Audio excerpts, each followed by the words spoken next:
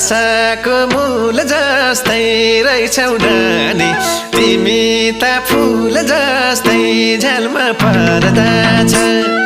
नहेर त्यसरी माया सर्दा छ रसाको